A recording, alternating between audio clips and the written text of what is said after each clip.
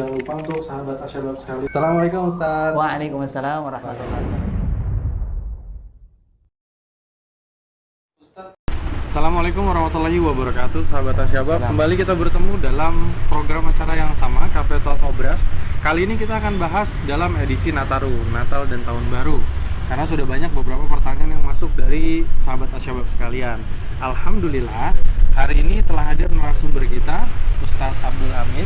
Bagaimana Ustadz? Alhamdulillah. Alhamdulillah. Bagaimana kabar, sehat? Alhamdulillah.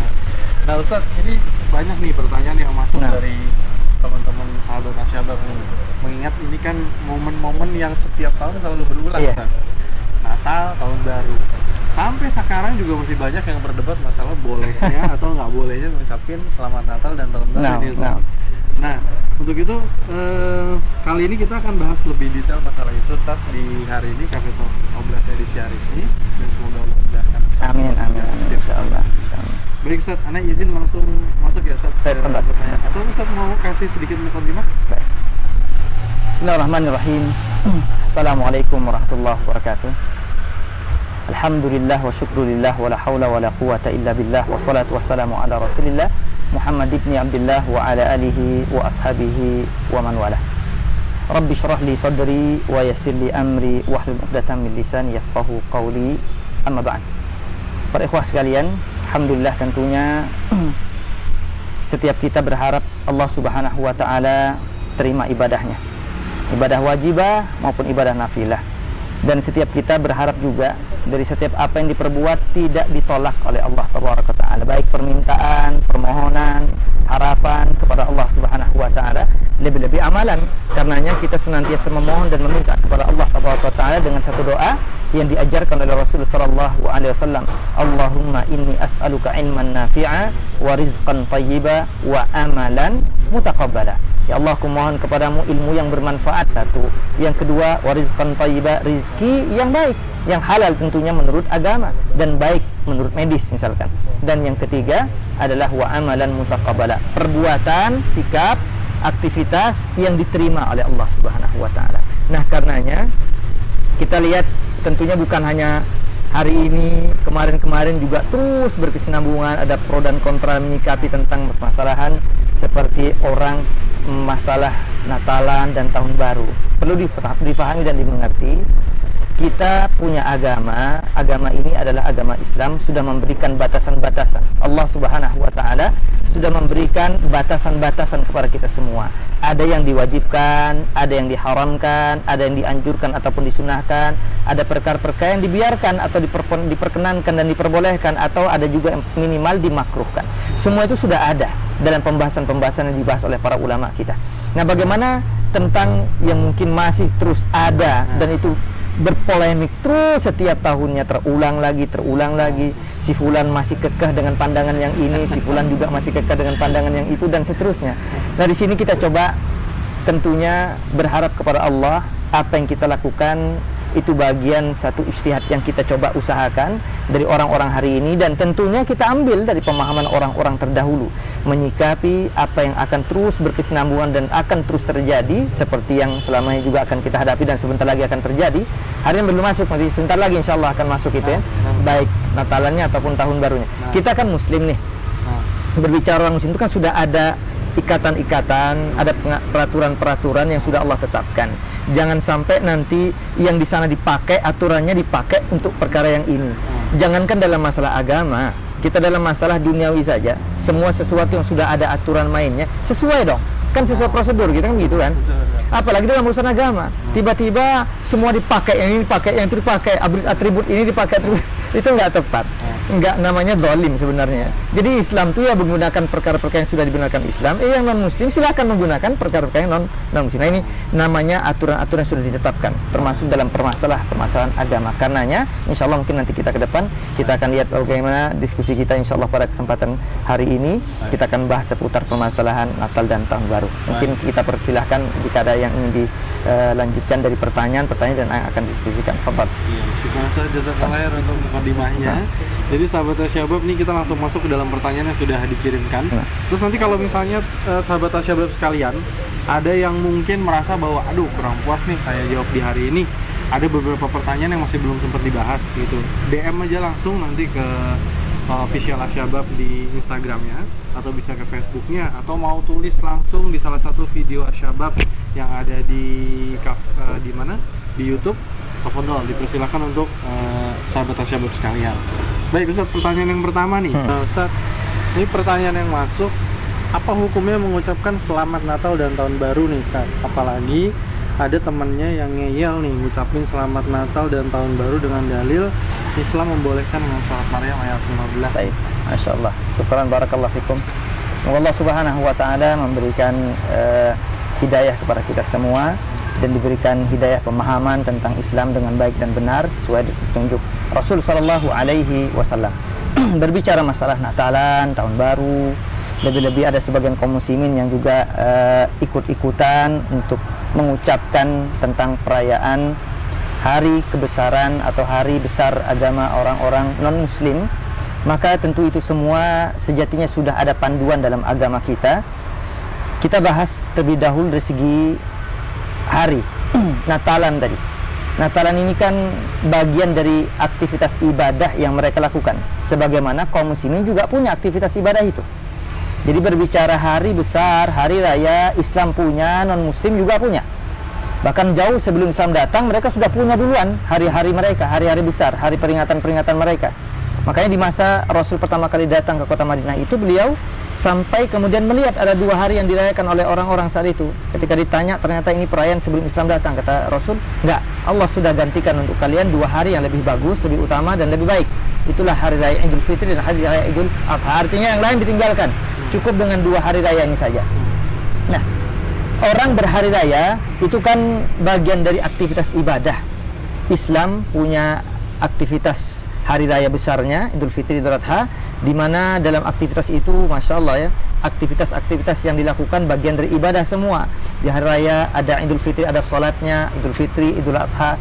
Di Idul Adha nanti ada aktivitas ibadah lain, yaitu sembelih kurban dan seterusnya. Semua itu aktivitas ibadah. Dan berbicara ibadah itu sangkut paut tentang agama. Maka berbicara agama kita harus pahami, sudah ada tolak ukurnya, sudah ada panduannya, sudah ada aturan mainnya yang Allah tetapkan dalam Al-Quran dan Rasul sampaikan dalam hadis-hadisnya.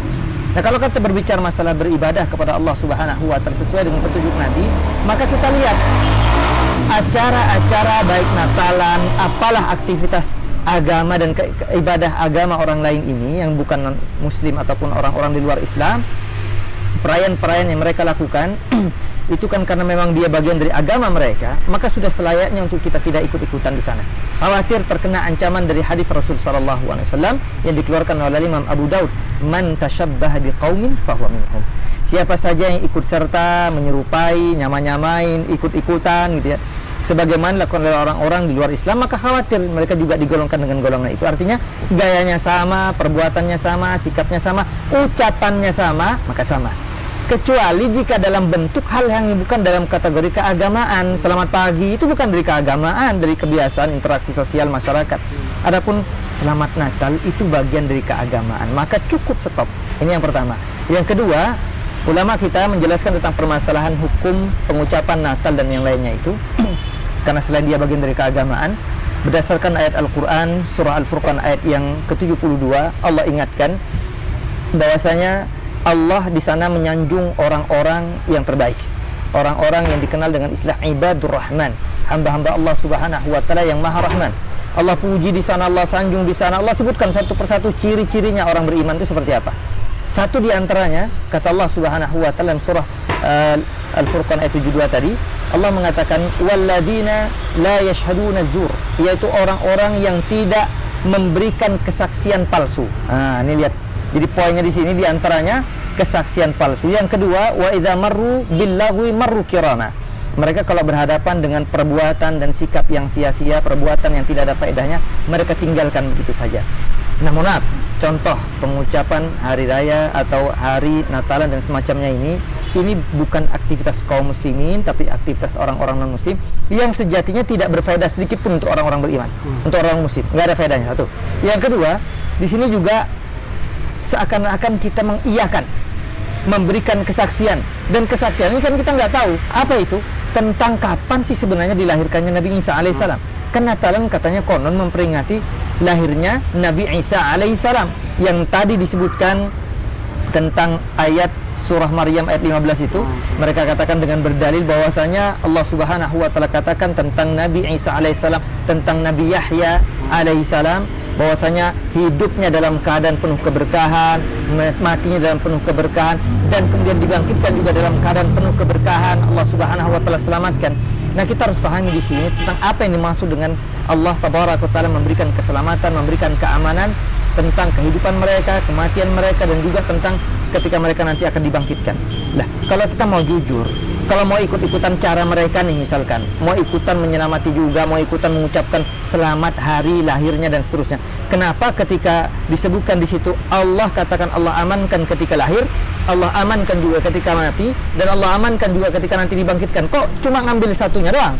Padahal itu Allah katakan dengan 3, berarti nggak jujur, nggak adil untuk berdalil dengan ayat ini. Ini pertama. Kedua, berdalil dengan ayat ini nggak pas, karena nggak satu pun ditemukan ulama kita memberikan penafsiran dengan penafsiran orang-orang hari ini.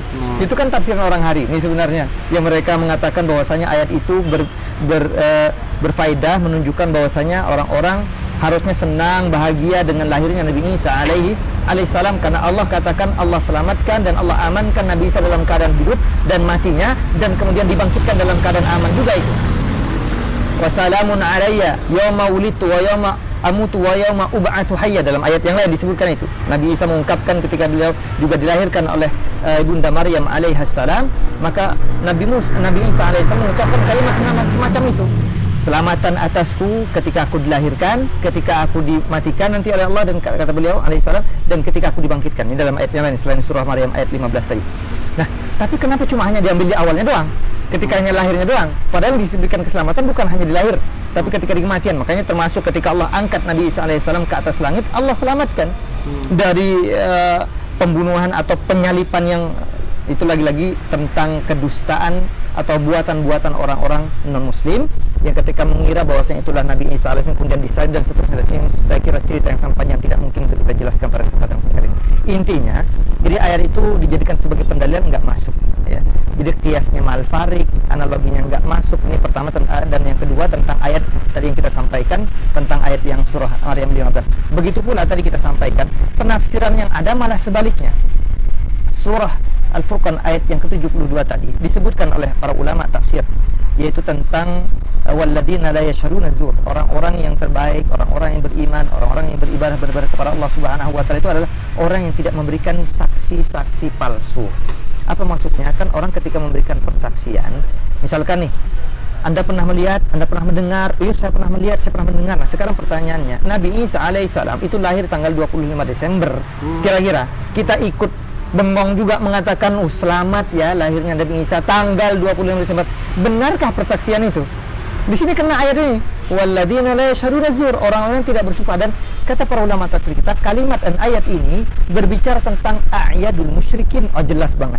Disebutkan oleh Abul Aliyah, disebutkan oleh Tawus. Ini di antara murid-murid para sahabat dan di kalangan para tabi'in. Ini pemahaman tabi'in yang mengatakan ayat itu berkenan tentang hari-hari besar orang-orang non-muslim, orang-orang musyrik. Jadi kok tiba-tiba sekarang kita latah, ikut-ikutan, lah kena ayat ini, kena tafsiran ayat tadi, ikut-ikutan, dan kita nggak dianggap sebagai ibadur rahman yang benar gitu ya. Karena Allah memuji di situ ibadur rahman itu yang nggak ikut menyaksikan kesaksian palsu, ikut mengiyakan selamat ya tanggal sekian.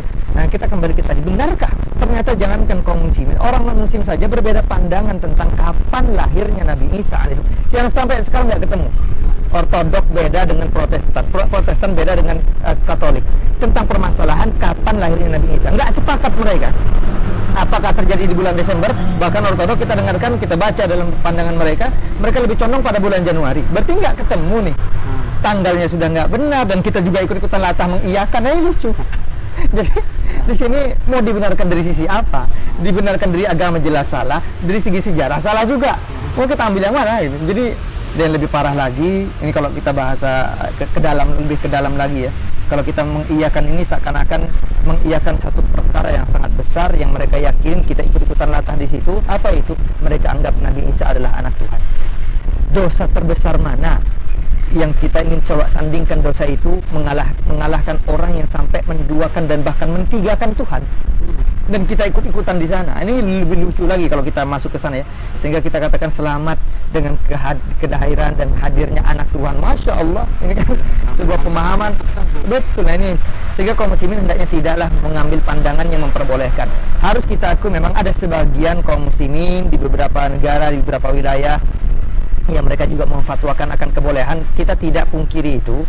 Alasan mereka juga ada, termasuk tadi yang disampaikan ayat itu. Cuma penafsirnya kan kita harus tarik tafsiran siapa, ulama hari ini ya, apa ulama masa lalu, ulama yang klasik, apa kontemporer. Maaf, orang-orang kontemporer lebih jauh masanya dengan Rasul dan para sahabat, maka penafsirannya akan lebih banyak penyimpangan dan kekurangan. Itu satu. Yang kedua, semakin dekat dengan sumber yang lebih baik, yaitu Rasul SAW, situ ya sumber utama, yaitu tentang agama, ya kan Nabi. Lebih dekat, otomatis lebih jernih pemahaman itu, yaitu para sahabat tabi'in, tabi'in. Nah, makanya kita ambilkan tadi pemahaman dari para tabi'in, Abu Aliyah, Taus dan yang lainnya ketika menafsirkan surah Al-Furqan ayat 72 tadi. Ternyata orang-orang yang tidak ikut-ikutan kapan? Pada perayaan orang-orang non-muslim. Itu jelas bisa dibaca nanti dalam tafsir Al-Imam Ibnu Katsir, disebutkan tentang penjelasan ayat tadi dan tafsirannya. Sehingga kaum muslimin, tentu saya dan kita semua yang merasa dirinya sebagai orang muslim, nggak harus dan nggak perlu untuk ikut-ikutan latah kemudian mengucapkan selamat Natal dan seterusnya itu. Karena itu perayaan mereka, sudahlah biarkan mereka. Dan kalau ada yang nanti berdalih kan kita seakan-akan nggak toleransi mereka ucapkan selamat Hari Raya Idul Fitri Idul Adha, kita kok enggak, seakan-akan Islam ini kok enggak ada keluasan dalam memberikan toleransinya kepada agama-agama lain. Tidak, kita sudah memberikan toleransi itu, dan toleransi dalam Islam itu adalah membiarkan. Makanya Allah katakan lakum dinukum waliyadin, bagi kalian aktivitas agama dan ibadah kalian, bagiku aktivitas ibadahku. Kita tidak pernah campur urusan agama orang lain. Yang sejatinya kalau kita lihat sebagian mereka juga nggak setuju kok. Ada orang-orang ikut-ikutan dalam aktivitas ibadah mereka, datang ke gereja mereka untuk melakukan aktivitas. Mereka juga sebagian nggak setuju itu. Kok campur aduk begini? Jadi kayak gado-gado ya. Jadi ini nggak tepat. Jadi makanya kita katakan peraturan sudah ada semua, tinggal kita mengikuti lebih-lebih dalam beragama dan beribadah kepada Allah. Sudahlah, ikuti apa yang sudah ada. Kalau mereka lakukan ini silahkan, kita tidak ganggu, kita tidak meneror mereka, kita tidak pernah usik aktivitas ibadah mereka, kita tidak hancurkan tempat-tempat ibadah mereka. Itu cara kita bertoleransi. Mereka lakukan aktivitas mereka dan kita lakukan aktivitas kita. Dan nggak harus kayak masa lalu. Karena dulu ini tentang surah Al-Kafirun ketika itu turun juga, Rasul kan pernah ditawarin oleh orang masyarakat jahiliyah, ya Muhammad, kami sembah Tuhanmu sehari, kau sembah Tuhan kami sehari. Rasul tidak mau. Sampai kalimat terakhir keluar, kau sembah Tuhan kami sekali, kami akan sembah Tuhanmu selama-lamanya. Allah turunkan lakum dinukum waliyadin. Itu. Ini kan kalau bicara masalah keagamaan sudah titik akhir. Udah satu kata harusnya, tidak perlu lagi ada perbedaan pandangan dalam menyikapi masalah ini. Dan seharusnya ini juga nggak perlu lagi untuk terulang kembali sesuatu yang sudah sejatinya final, masa lalu kok tiba-tiba masa sekarang diungkit-ungkit dan seakan-akan belum final. Nah, ini sesuatu yang salah tentang permasalahan pengucapan Natal dan Tahun Baru. Sehingga kita ambil pandangan yang lebih tepat, insyaallah lebih kuat dan lebih baik dan sesuai dengan ayat Al-Quran dan hadis-hadis Rasul, serta sesuai dengan pemahaman para ulama terdahulu tentang tafsiran ayat-ayat tersebut. Maka hendaknya kita kembali ke mereka, yaitu tidak perlu adanya pengucapan selamat Tahun Baru ataupun selamat Natalan. Dan termasuk aktivitas Tahun Baru itu juga sama sejatinya, sama seperti Natalan. Saya kira itu Allahu a'lam bishawab. Nah, baik, kita masuk ke pertanyaan selanjutnya. iya. Dari Ukti Claudia. Beliau mualaf desa. Masya Allah. Kemudian beliau menyatakan bahwa bolehkah Ustaz menghadiri pemakaman atau undangan pernikahan dari kaum kafir atau muslim? Mungkin keluarganya masih mengundang beliau kan? Bagaimana nih Ustaz? Baik, insyaallah, barakallahu fiik. Dan nanti kita akan bedakan, ada istilah diungkapkan oleh para ulama yaitu al-bara, ya, yaitu berlepas diri ataupun loyalitas. Al-wala wal bara. Ada orang sangat senang, sangat suka, sangat cinta ketika berkumpul dengan si fulan, berafiliasi kepada sana dan seterusnya. Nanti dilihat oleh para ulama, loyalitas itu terbagi jadi dua, loyalitas dalam perkara-perkara keduniawian atau dalam perkara keagamaan. Jadi kalau orang loyalitas kemudian dia ikut-ikutan dalam permasalahan keduniawian, maka sejatinya tidak langsung terkena. Sebagaimana ketika ada anak dengan orang tuanya, ini punya hubungan dekat gitu ya, dia senang dengan orang tuanya dari sisi keagama keduniaan, karena dia adalah orang tuanya, dan agama tidak pernah menghalang-halangi anak dekat dan akrab dengan orang tua meskipun orang tua itu dalam keadaan non muslim. Anak dengan orang tua, atau mungkin suami dengan istri yang istrinya mungkin waktu itu masih belum Islam, ketika sama-sama non muslim, yang suami sudah masuk dalam Islam kan ada aja begitu, sementara istrinya masih kekeh pada agamanya, atau juga sejatinya yang satu ini memang sudah muslim kemudian nikah dengan seorang wanita yang non muslimah, ya, yang bukan muslimah, yang dalam agama kita memang ada khilaf sedikit, ya, saya tidak perlu sampaikan khilaf ini di sini, tapi intinya terjadi itu, istrinya masih non muslim, bagaimana hubungan ini dan seterusnya. Ini secara masalah keduniawian atau dalam masalah keagamaan, dilihat dulu. Kalau dalam masalah keduniawian, maka sejatinya tidak dipermasalahkan sebagaimana orang berinteraksi sosial kita dengan non muslim seperti biasa, interaksi masalah jual beli muamalah boleh, orang berjual beli sesama kepada non muslim juga boleh. Sebagaimana Rasul pernah pakaian zira, yaitu pakaian baju perang beliau tergadai hanya untuk membeli makanan pokok. Ini menunjukkan seorang pemimpin, bayangkan, kita nggak kebayang sampai sekarang, yang harusnya kalau mau gitu ya, mau kekayaan dunia hari itu bisa hadir di hadapan beliau, bisa saja, tapi nyatanya makanan pokok sampai nggak ada di rumah beliau, seorang pemimpin kaum muslimin, seorang nabi, seorang rasul, tapi sampai menggadaikan baju pakaian kepada orang Yahudi perang, baju perang beliau tergadaikan untuk kemudian mendapatkan makanan pokok tersebut. Nah, ini menunjukkan berbicara masalah muamalah di sini tidaklah terlarang. Jadi perkara-perkara keduniawian tidak dilarang oleh agama. Makanya Allah Subhanahu wa taala jelaskan juga itu dalam surah Al-Mumtahanah, yang sayangnya nih, surah Al-Mumtahanah ayat yang ke-8 ini yang Allah katakan la yanhakumullahu, Allah Subhanahu wa taala tidaklah melarang kalian dari siapa? Orang-orang yang alladzina lam yukhrijukum alladzina lam yuqatilukum fid din wa lam yukhrijukum min diyarikum. Orang-orang yang tidak pernah memerangi kalian, orang-orang yang tidak pernah mengeluarkan kalian dari rumah-rumah kalian, antabarruhum wa tuqsitu ilaihim, innallaha yuhibbul muqsitin. Surah Al-Mumtahanah ayat 8 Allah jelaskan, Allah tidak pernah melarang kalian untuk berbuat baik kepada siapa? Orang-orang yang tidak pernah memerangi kalian, orang-orang yang tidak pernah mengeluarkan kalian dari rumah-rumah kalian. Jadi Allah katakan silakan berbuat baik kepada mereka, tapi berbuat baik di sini dalam urusan duniawi, bukan dalam urusan keagamaan. Ini harus dipahami. Begitu pula wa antuqsitu ilaihim, kalian harus berlaku adil. Misalkan terjadi perseteruan, kita seorang hakim, seorang sultan, seorang pemimpin, ya, seorang hakim gitu ya. Kemudian datang kepada kita dua orang, satu muslim, satu non muslim. Yang muslim sejatinya memang salah, yang non muslim memang yang benar gitu. Maka seorang hakim dia harus memenangkan yang non muslim ini. Nah, ini yang dimaksud dengan tidak boleh berlaku zalim, harus adil kepada orang-orang non muslim. Kalau memang dia benar, katakan dia benar. Kalau dia salah dalam suatu masalah duniawi, maka katakan dia salah. Ini yang dimaksud dengan berlaku adil kepada orang-orang non muslim. Jangan karena kemudian dia non muslim langsung kita katakan pokoknya sudahlah, nggak bisa diapa-apain, kita harus lakukan keburukan-keburukan pada itu, yang nggak benar, itu yang dilarang oleh Allah. Justru kalian silahkan berlaku kebaikan. Nah, ini yang dimaksud adalah kata para ulama kita, bukan dalam urusan agama. Nah, masalah tadi selamat Natal dan semacam itu kan bagian dari keagamaan. Bagaimana bisa mungkin kok dimasukkan dan diperkenankan? Nah, kita kembali ke tadi. Sekarang ada masalah yang tadi disebutkan sebagai pertanyaannya, datang adanya walimah, adanya undangan, adanya makanan di situ yang akan disiapkan untuk kita. Baik, kita lihat sekarang bagaimana sekarang permasalahan termasuk nanti ke pemakaman dan seterusnya. Kita lihat kalau ini para ulama tegaskan ya. Jadi fatwa para ulama ya, Saudi juga memberikan fatwa tentang permasalahan ini. Lihat kondisinya. Kalau ternyata yang meninggalnya orang mati ini adalah orang-orang non muslim, meskipun dia mungkin ada kedekatan, kekerabatan gitu ya, apalagi kalau ternyata dia cuma hanya teman biasa atau bahkan cuma hanya sekedar tetangga biasa dan seterusnya, non muslim, maka tidak ada keharusan untuk mengurusi segalanya. Dari bagaimana kita harus memandikannya, mengkafaninya, sampai mensolatkannya, dan sampai terakhir menguburkannya, maka muslim tidak ada keharusan untuk melakukan 4 yang biasa dilakukan kepada sesama kaum muslimin. Kalau orang muslim yang meninggal kan jelas, maka dia akan kita lakukan pertama dimandikan, kita yang mandiin.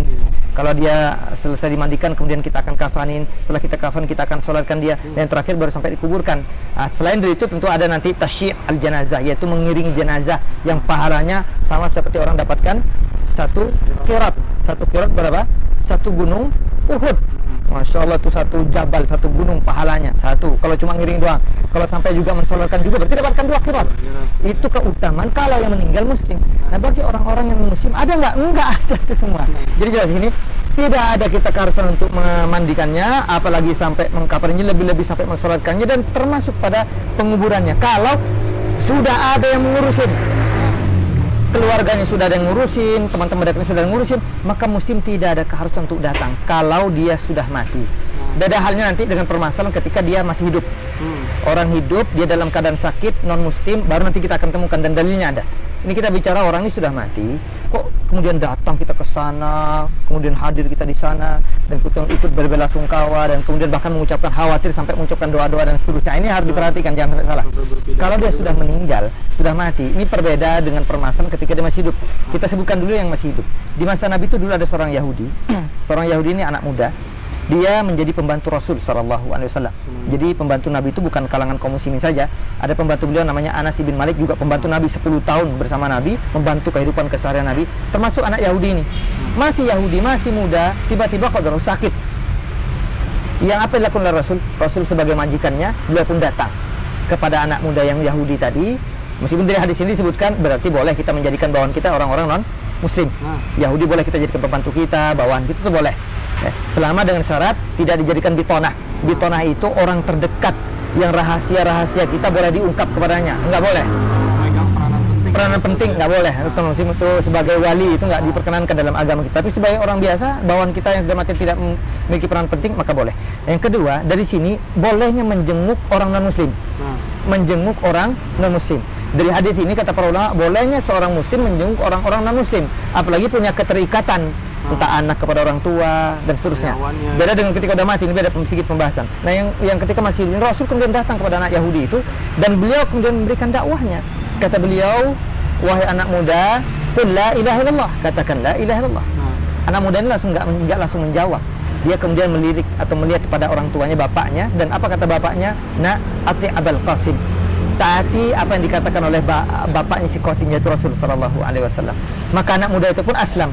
Kata periwayat itu, anak muda Yahudi itu masuk Islam hari itu. Sehingga Rasul ketika keluar dari rumah itu kemudian mengatakan, alhamdulillah dinajjahu minan nar. Segala puji bagi Allah yang telah melepaskan anak muda itu dari jilatan api neraka Allah Subhanahu wa taala. Nah, dari sini kita lihat kalau orang ini masih hidup dan memungkinkan kita untuk memberikan dakwah kepadanya, dan kita bisa ajak dia masuk ke dalam Islam dan seterusnya, maka bagus kalau kita kemudian datang menjenguk orang sakit, orang non muslim ini untuk kita ajak. Tapi ketika dia sudah mati, sudah meninggal, apa yang bisa kita lakukan? Kita mau ajak masuk dalam Islam nggak bisa, kita doakan, kita dilarang. Surah At-Taubah 117 itu kata Allah Subhanahu wa taala bahwasanya kita tidak boleh untuk mendoakan. Allah larang, maka lin nabi walladzina amanu an yastaghfiru lil musyrikin walau kanu uli qurba min ba'di ma tabayyana lahum annahum ashabul jahim.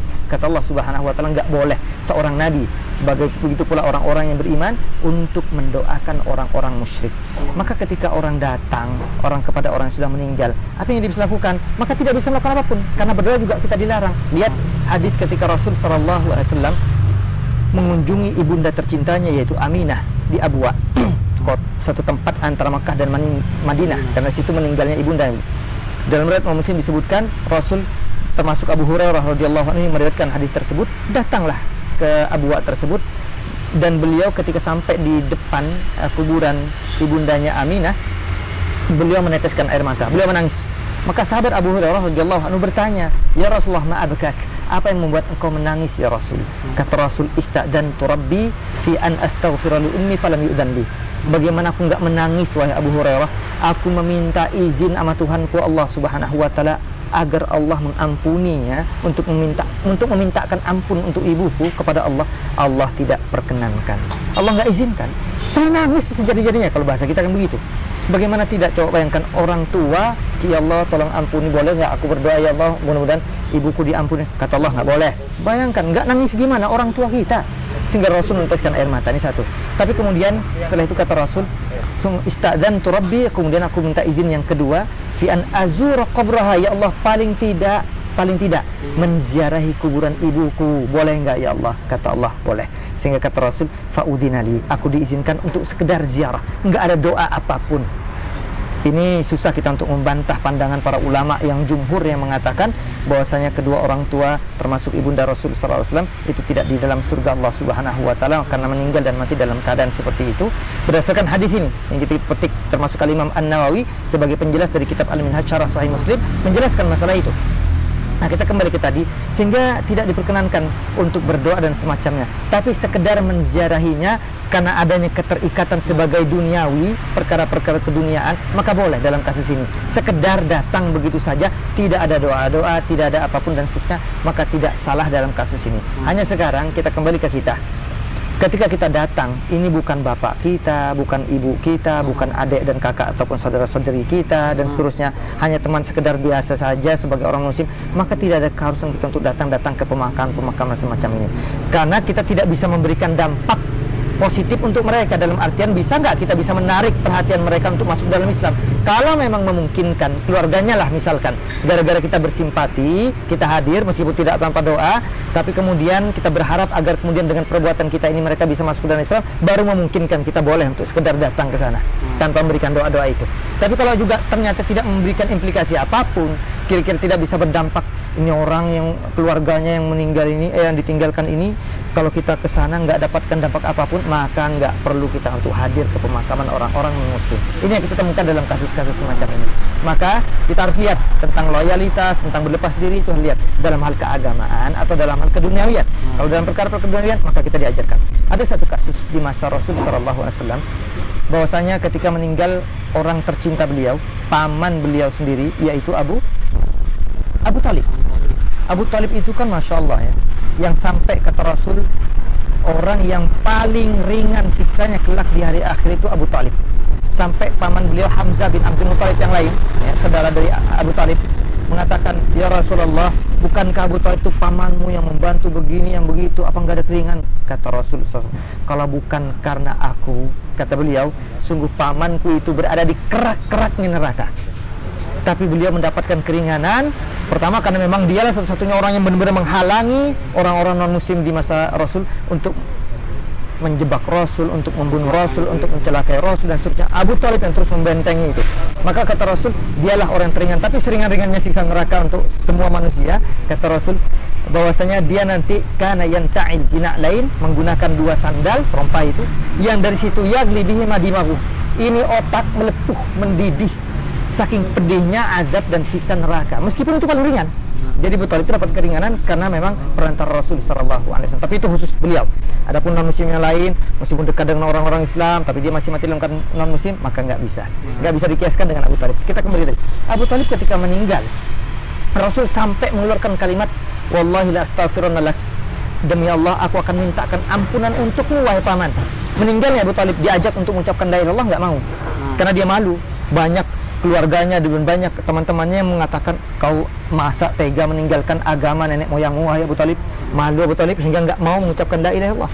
Sehingga kemudian yang terjadi, tidak meninggal tidak dalam keadaan mengucapkan la ilaha illallah, artinya meninggal dalam keadaan non muslim.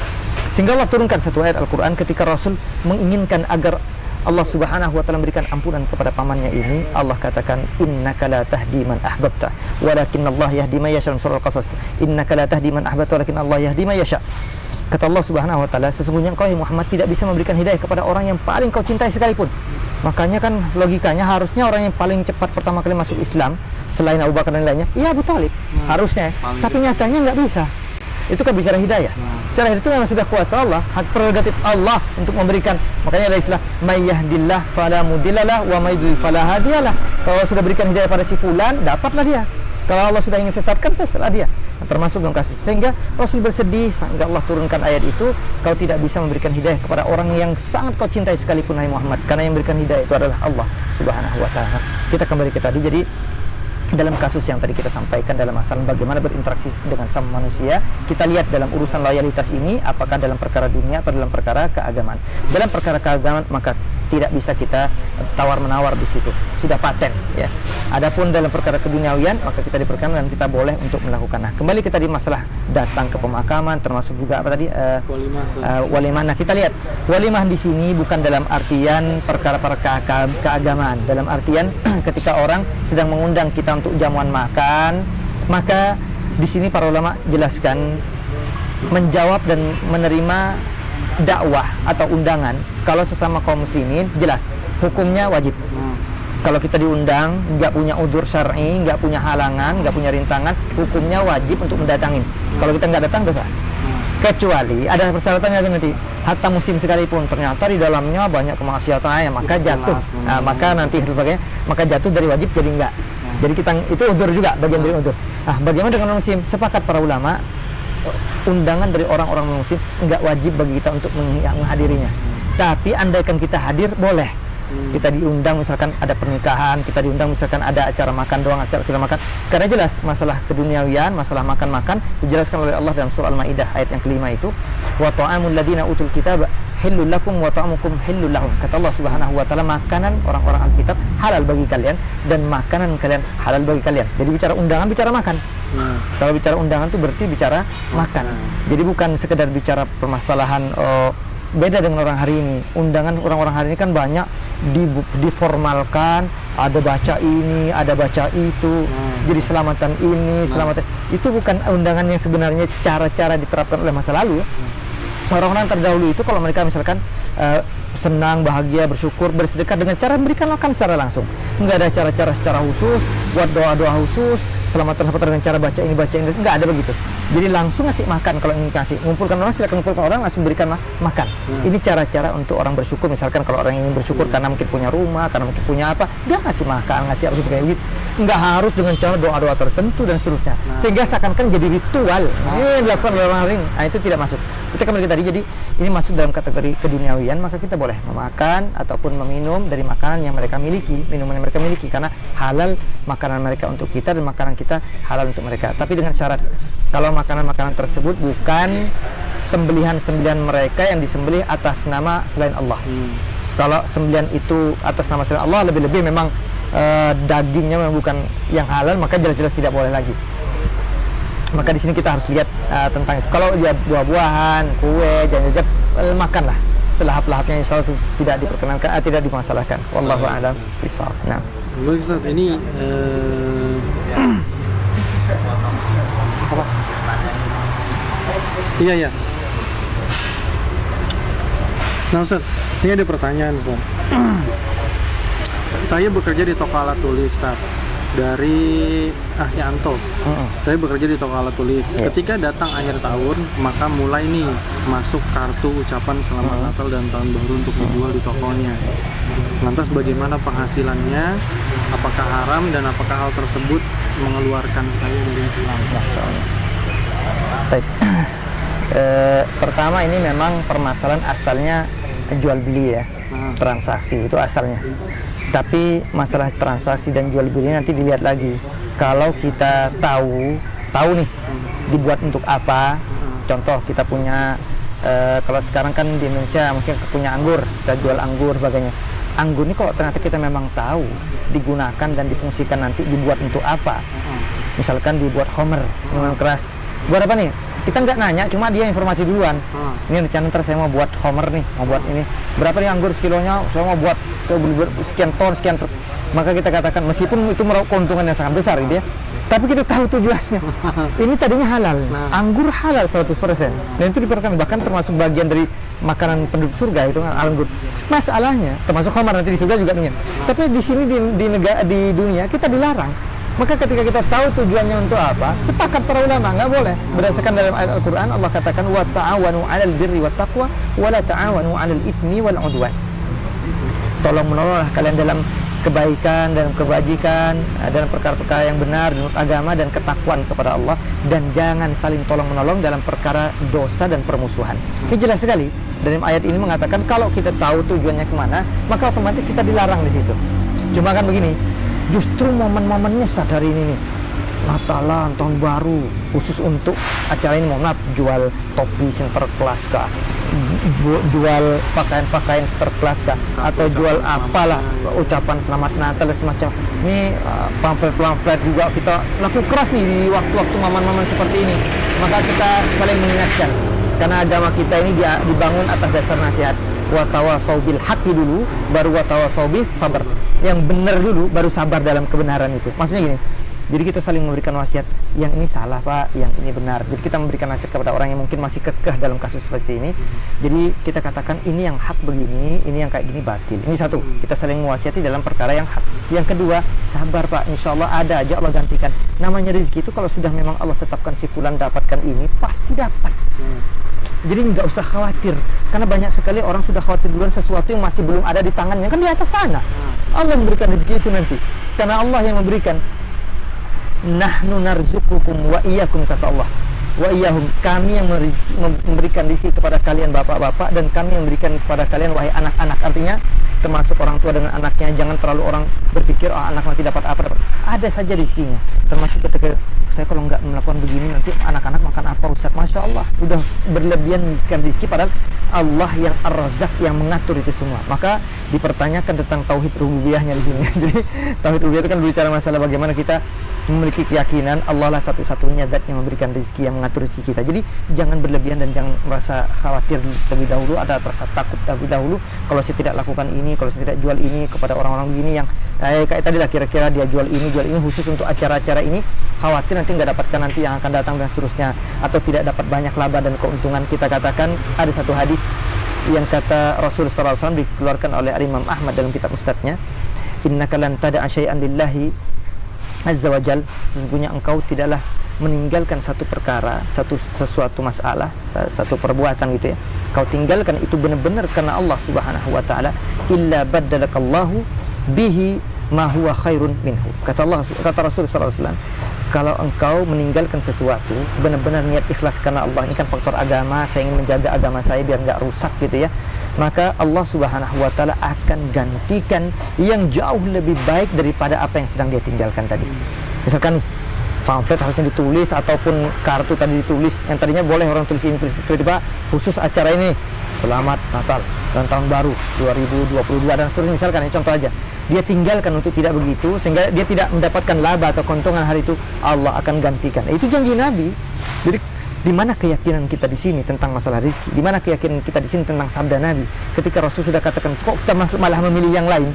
Ini kita pasti dipertanyakan tentang akidah kita, keyakinan kita, dan kemantapan kita beriman kepada Allah dan Rasulnya. Nah, jadi di sini kita harus perhatian. Kalau memang sudah ada larangan pertama, kedua sudah Allah berikan jalan solusi, termasuk Rasul berikan jalan solusi, akan diganti nanti. Maka kita harus yakini itu. Tinggalkan yang tadi itu, nggak usah kita kemudian harus tolak dengan baik-baikan begini. Ada orang nanti, loh kok nggak toleransi banget sih?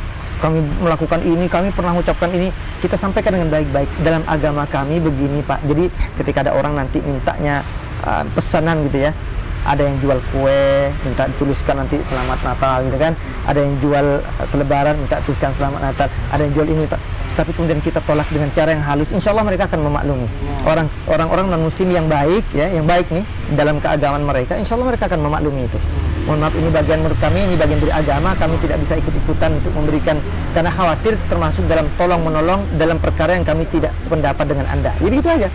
Sampaikan dengan baik-baik kepada mereka nih, khususnya kepada Bapak tadi ya, Bapak atau Ibu tadi yang bertanya itu. Maka kalau punya entah toko, entah perniagaan ya, jual beli dalam masalah-masalah semacam ini, hendaknya kemudian kita tidak harus membantu mereka dalam urusan seperti ini.